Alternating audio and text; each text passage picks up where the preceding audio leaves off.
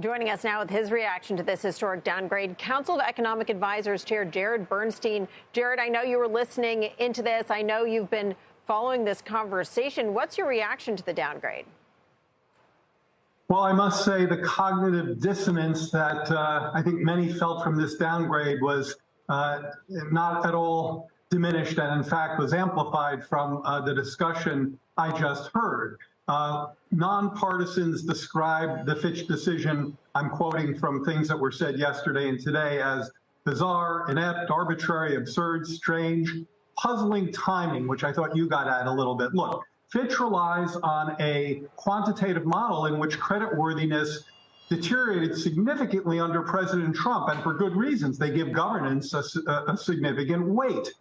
If you look at the movements in that model under President Biden, as soon as he got here, it started to track back up towards AAA. So the timing here makes no sense. If you think about the kind of bipartisan measures that this president has presided over, whether we're talking about the bipartisan infrastructure law, the PACT Act, the CHIPS and Science Act, and particularly the Fiscal Responsibility Act, which not only resolved the debt ceiling in an overwhelmingly bipartisan manner, but took along $1 trillion in deficit reduction with it, the decision just seems, as I said, just bizarre and arbitrary and against even their own estimates.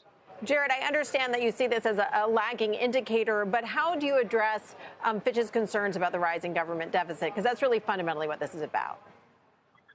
So I think, again, the timing issue is germane here. The deficit went up every year under President Trump. The debt to GDP ratio rocketed under President Trump. It has stabilized, admittedly, at a higher level under this president, but we're doing all we can to try to ameliorate those tensions. And the proof is in both the movements in actual deficits, down $1 trillion under the president's watch thus far. And then, as I just mentioned, another $1 trillion of deficit reduction in the Fiscal Responsibility Act. Then look at the budget. The president proposes $2.6 trillion in deficit reduction over the next 10 years. So we are doing our best to try to address these fiscal issues because they matter a lot to this president, and he has a solid track record on that front. So the idea that you would then somehow fail to do this under the prior administration when these fiscal measures were massively deteriorating and then go a notch down when we're